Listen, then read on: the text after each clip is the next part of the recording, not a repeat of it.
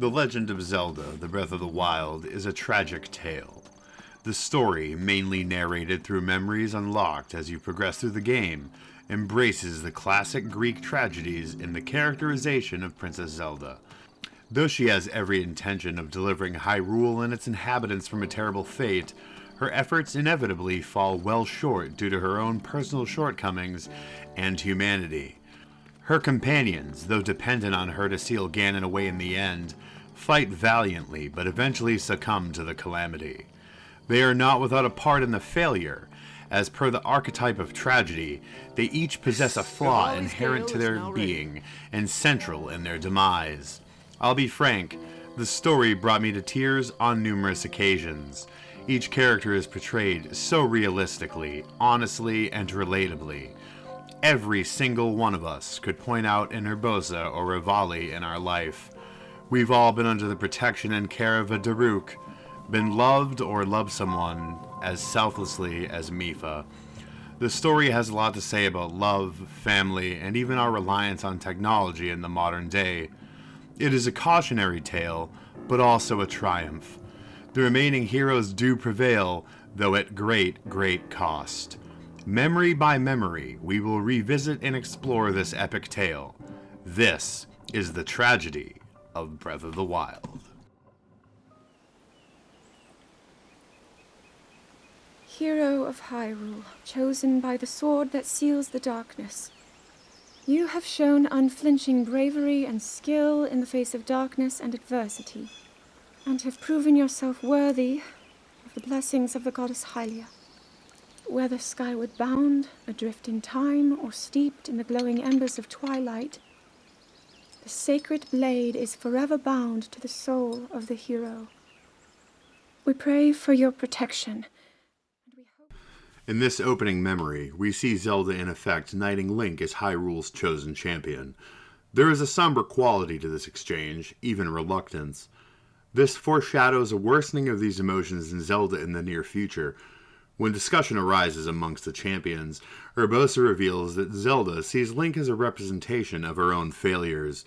It is also revealed Daruk had insisted on the ceremony, quite possibly in an effort to assuage his thoughts and fears with pomp and circumstance. Though the scene doesn't reveal a whole lot yet, it portends many key factors that will lead to the demise of our heroes. Oh, give it a rest. That boy is a living reminder of her own failures. Well, at least that's how the princess sees him.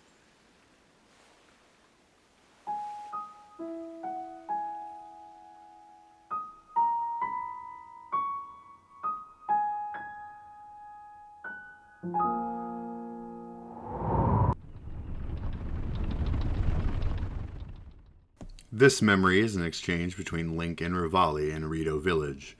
I'll be completely forthright with you, I never cared one bit for the character of Rivali. He quickly gets to the heart of the matter, openly expressing his envy, jealousy, and near refusal to accept Link as the champion. At this point, this behavior is no doubt reinforced by the obvious resentment Zelda has for Link. One of the earliest mistakes the champions made was allowing this behavior in both Rivali and Zelda to fester. Parental figures, like Daruk and Urbosa, could have, and no doubt should have, dashed these sentiments when they first became apparent. Do I think Rivali would lay down and roll over when faced with the final confrontation because of his feelings? No. But not believing in the leader of our cause will slowly erode our devotion and support over time. I am the most skilled archer of all the Rito. Yet despite these truths, it seems that I have been tapped to merely assist you. All because you happen to have that little darkness-sealing sword on your back. I mean, it's just asinine. Unless you think you can prove me wrong, maybe we should just settle this one-on-one. But where? Oh, I know. How about up there? Oh, you must pardon me. I forgot you have no way of making it up to that divine beast on your own.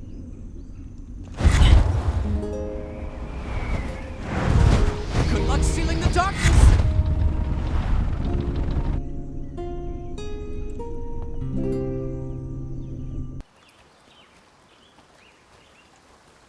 From here, we'll make our way to Goron City. This next scene is vital to understanding Zelda's mindset before the Calamity struck. As she excitedly recounts her research and her belief that the Divine Beasts and Guardians are the key to defeating Ganon, we start to get the feeling that though immensely intelligent and read, Zelda is out of her element as a leader of champions and the one who will seal Ganon. This team needed a leader, and Zelda begins to show that she will not or cannot step into that role. At the end of the scene, she for the first time openly questions Link's abilities and role in the coming battle.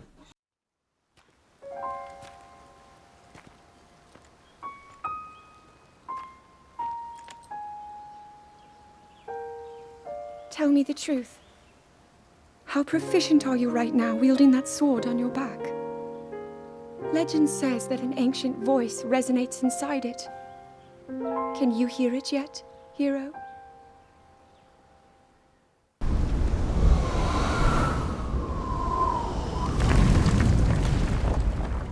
Yeah!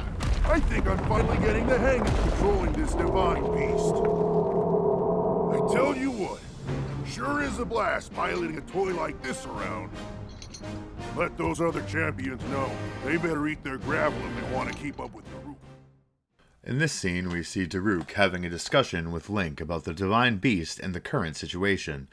Note here that Daruk is making roundabout excuses for Zelda's behavior, saying she has a strong personality and she can't see the range from the peaks.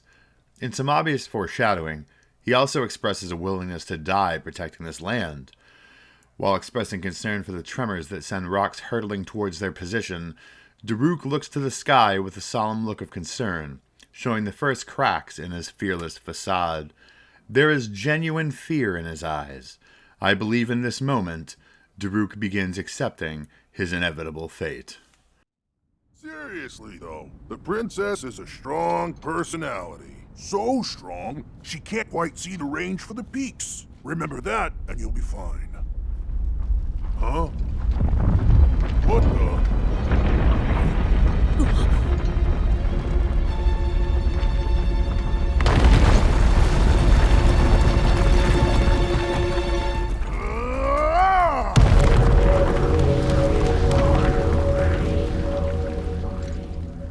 All right.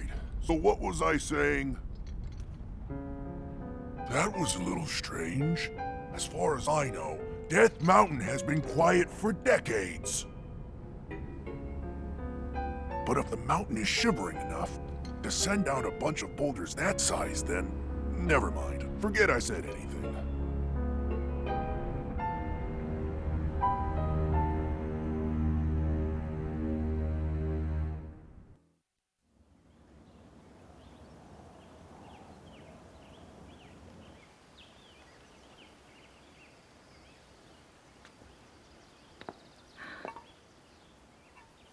Nothing. Just as I thought. Though this next scene is brief, it is a perfect example of how Zelda's feelings of inadequacy and the fact that many things require she have the help of the hero contribute to her passive-aggressive behavior and, in the end of the scene, outright anger. Link has done nothing wrong. He is escorting her in accordance with the king's orders and his own concerns for her. She is the aggressor against the one who is supposed to save the kingdom together with her.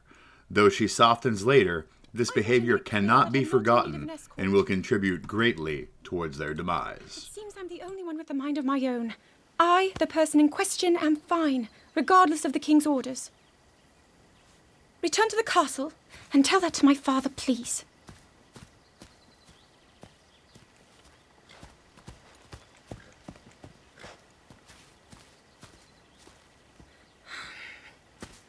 And stop following me!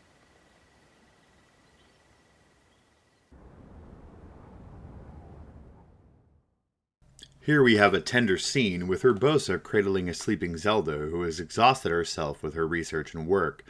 It would seem she called Link here to have this discussion.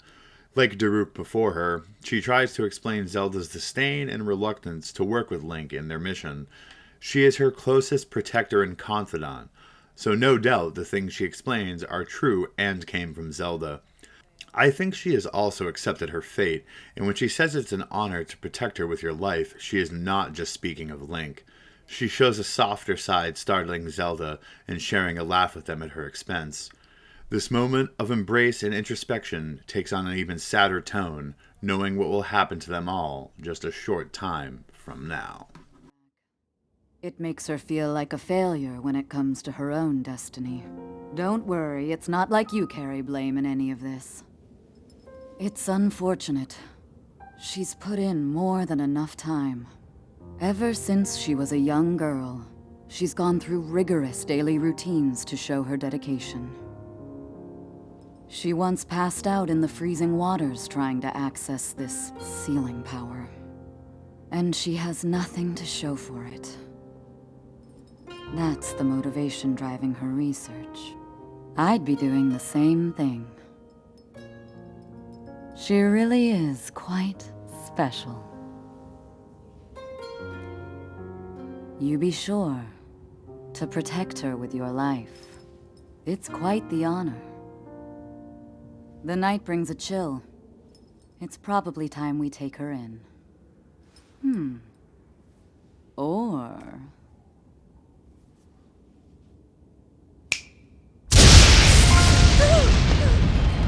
Urbosa!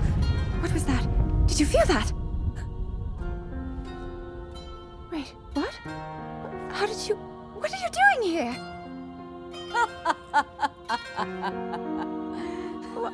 What's so funny?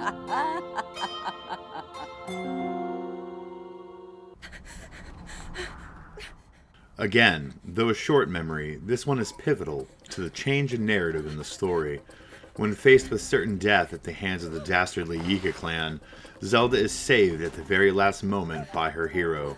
You can see in the way she looks at him much of the doubt and resentment leaving her. He is the champion, her champion.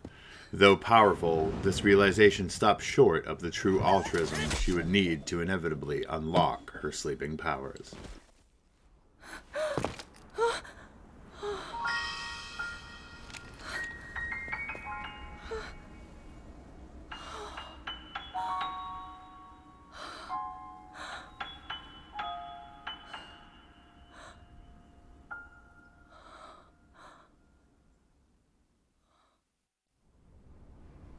That cut doesn't look too bad, actually.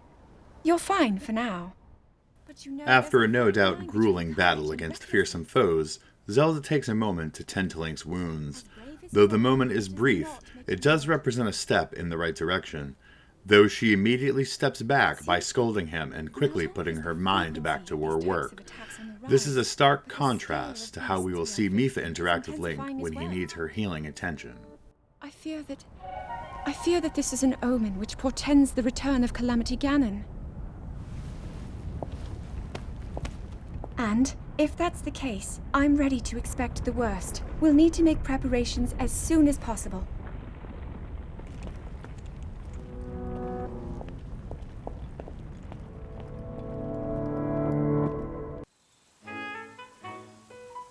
There's one. Oh, and another. The flowers we have in Hyrule aren't just beautiful. They're also quite useful as ingredients for a variety of things. Some people in the fandom disagree, but I have always seen the nature of the relationship of Link and Zelda as romantic. The strongest emotions and desires come from our passions for another human being. This is a simple truth. In this scene, we see healthy relationship development. Sharing your passions and hobbies with another person. Having light-hearted, humorous moments with them. If these things had happened sooner in the story, Zelda may have been able to unlock her power and save her friends. We all know how this ends, though, lending a deeper melancholy to these tender moments. Is that what I think it is? Look at this. I don't believe it, but I actually caught one. This delicacy is known to have very, very potent effects under the proper circumstances. Ta-da! Research from the castle shows ingesting one of these can actually augment certain abilities. We wouldn't be in a controlled environment out here, but with your level of physical fitness, you'd be a perfect candidate for the study. Go on. Taste it. These next two scenes are devastating to me every single time I play through or see them. Mipha literally shows every single trait Zelda is missing. She is solely concerned with Link's welfare and well-being. No mention of herself or her own needs, just worrying about him. The same way our hero acts towards Zelda. The saddest thing is, he cannot and inevitably simply won't have a chance to return her feelings. Though she admits that she and they as a whole don't even truly understand what they are up against, her thoughts move past the conflict to a time when they may be able to spend time together like they did when they were young. It's hard for me to read this part of the script and not sob. Mipha and her fate absolutely break my heart.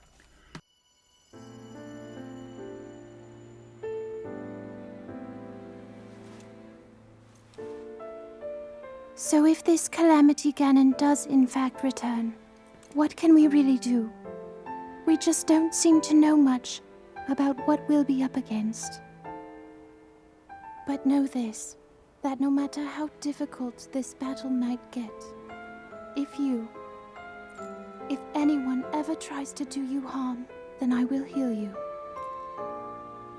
No matter when or how bad the wound, I hope you know that I will always protect you. Once this whole thing is over, maybe things can go back to how they used to be when we were young. You know, perhaps we could spend some time together.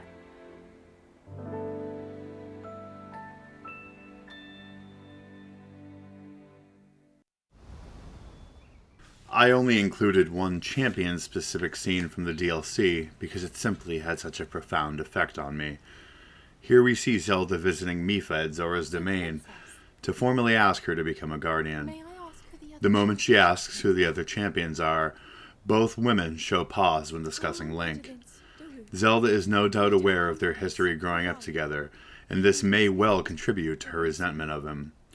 Mipha's silence when he is mentioned stings my soul. Link. Oh, Her moments with Sidon are adorable and heartwarming, showing her capacity not only as a sister, but as a matron. She knows her fate, and to hear her tell Sidon to protect Zora when she is gone shatters my heart. Perhaps he is still too young to swim up this big waterfall. one day, Princess, I must leave him to face my fate with Ruta.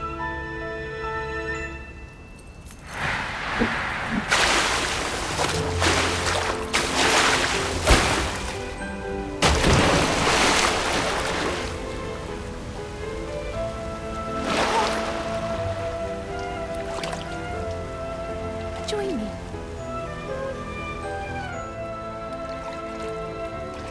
We'll go together so you can get a feel for it. Let's go.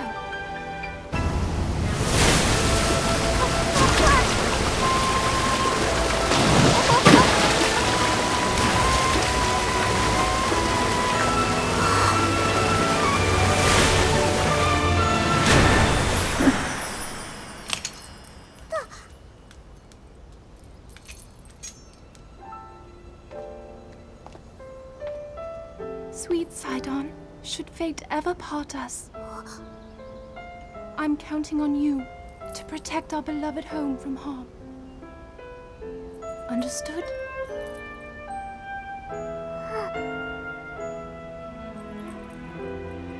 I believe in you. Now, shall we try one more time?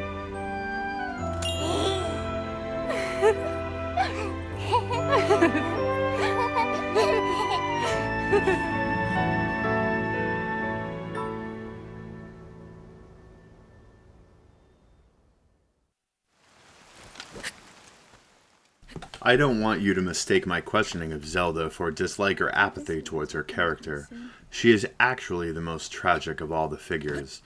Beneath it all, we forget she is a 17-year-old girl who was never allowed a proper childhood or any agency over her life. Forget the fact that 99% of us would fail in or simply not accept the task of saving the world. Zelda is a scholar who is forced to be a hero. She truly can't be faulted for refusing a destiny she never wanted. Call it Calvinism, call it Greek tragedy, but it was never fair to her.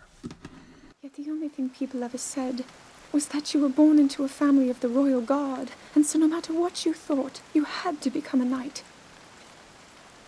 If that was the only thing you were ever told, I wonder then, would you have chosen a different path?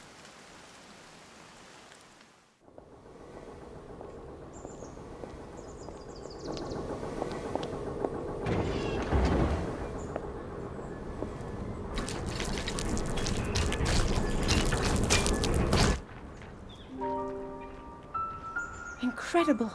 We're at a point now where we can actually control them.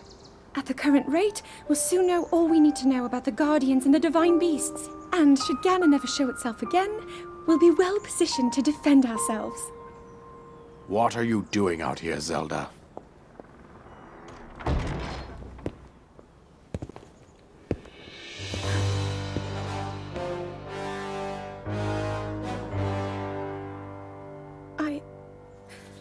I was assessing the results of the experiment with the Guardians.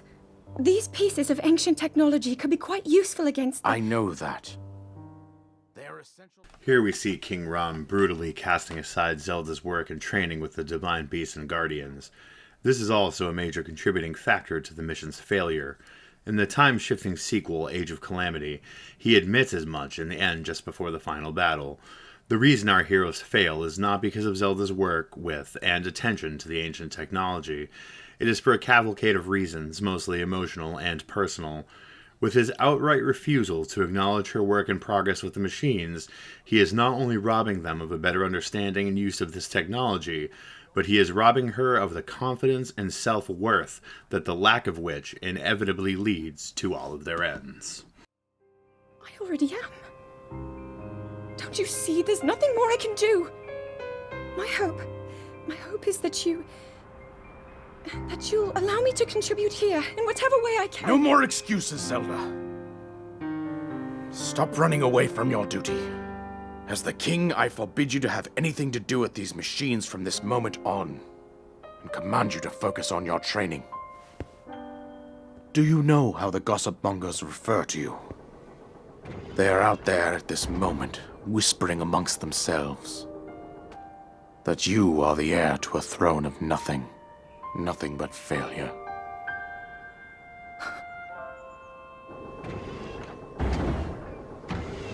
It is woven into your destiny that you prove them wrong. Do you understand? Yes, I understand.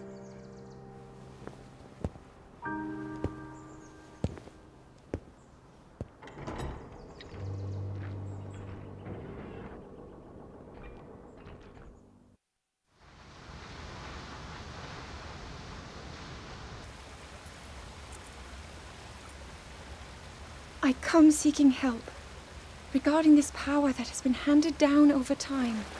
Prayer will awaken my power to seal Ganon away.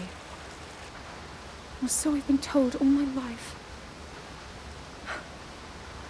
And yet, Grandmother heard them, the voices from the spirit realm, and Mother said her own power would develop within me. But I don't hear or feel anything.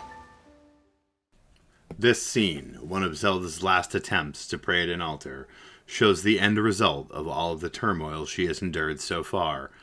At this point, she has fully internalized the blame for her failures, and her spirit lays broken before the statue. There is no answer to her prayers. She will have very little time left to lament this failure. Still, the holy powers have proven deaf to my devotion. Please, just tell me. What is it? What's wrong with me?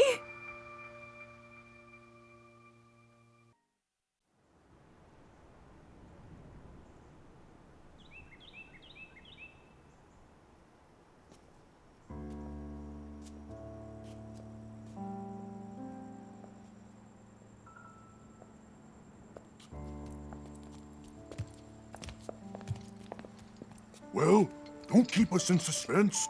How'd everything go up there on the mountain?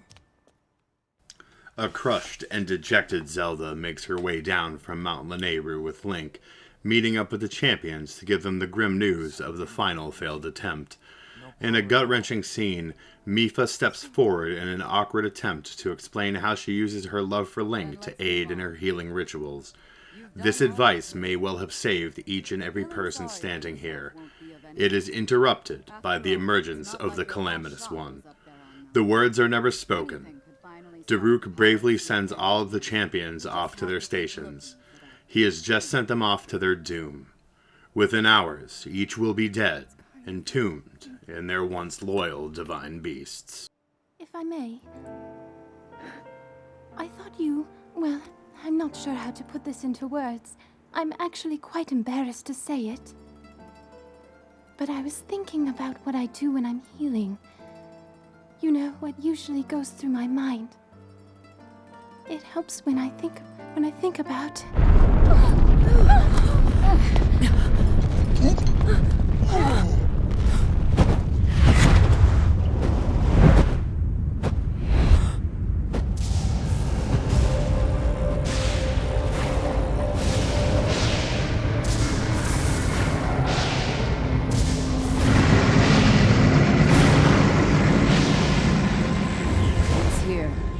This is it, then. Are you sure?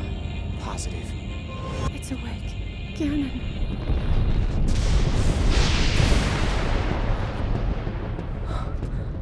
Let's stop wasting time. We're gonna need everything we got to take that thing down. Now, champions, to your divine beasts, show that swirling swine who's boss. Link will need to meet Ganon head-on when we attack.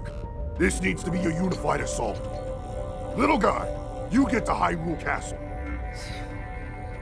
You can count on us for support, but it's up to you to pound Ganon into oblivion. Come, we should go. We need to get you someplace safe. No. I'm not a child anymore. I may not be much use on the battlefield, but there must be something I can do to help.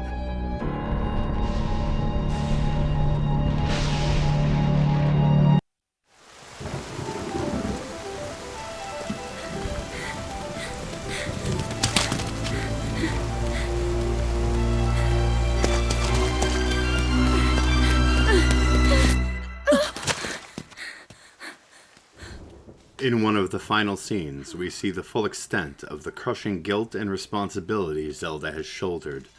She now has full realization that her shortcomings will lead to the deaths of everyone she loves, everyone she holds dear. It's easy for all of us to sit and pass judgment on this scene and this girl, but we will likely never face such grievous circumstance and emotion. Her soul is laid bare, and she leaps into the arms of the man she has come to realize she loves. It may be too late for most of her friends, but this is an important step in realizing her power, which she will need just moments from now. Cursed power! Everything I've done up until now, it was all for nothing. So I really am just a failure! All my friends, the entire kingdom, my father most of all. I tried and I failed them all. I left them all to die.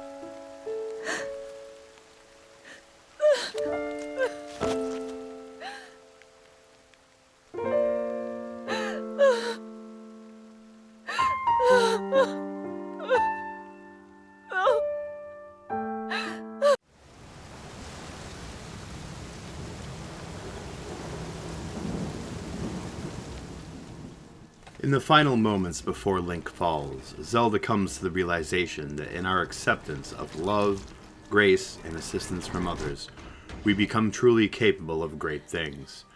Zelda didn't need to be saved in the end. In the moment of reckoning, she steps forward and saves the one she loves. It is a lesson learned the hard way and at terrible cost, but her actions allow for the healing slumber of our hero in the events of the game to unfold.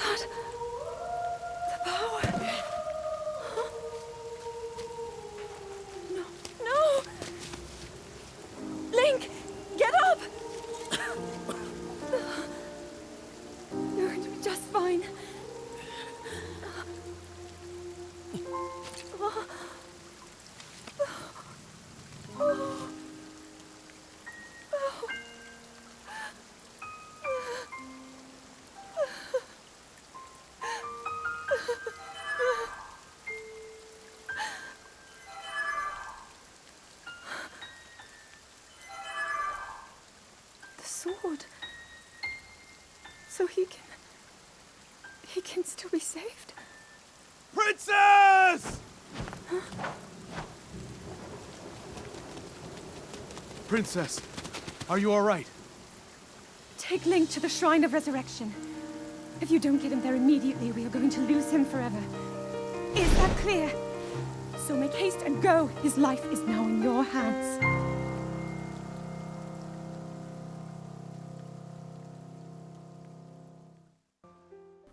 With Link now in his healing stasis, Zelda hides away the Master Sword and resolves to fight Ganon until her knight finds her once again in Hyrule Castle.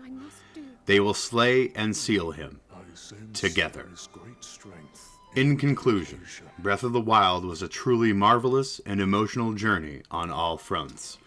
The story of Zelda and Link, the champions, and the wicked Ganon is utterly timeless.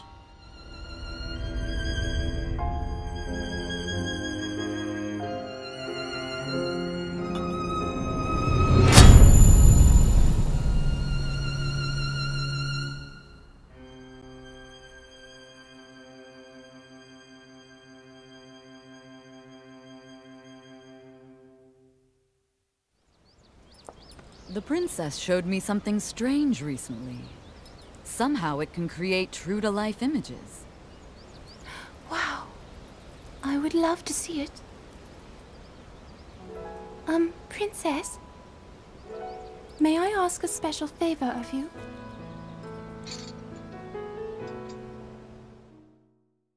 And we end with the most heartbreaking scene of them all. Thank you for watching.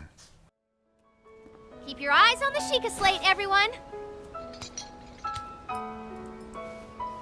Daruk, can you crouch down a bit? You're as big as Death Mountain. Huh? Oh. What's with the glum face, Princess? Give me a big smile. Rivali, move your tail closer to the group. Fine. Mipha, you look so tense. Deep breaths, okay? Right.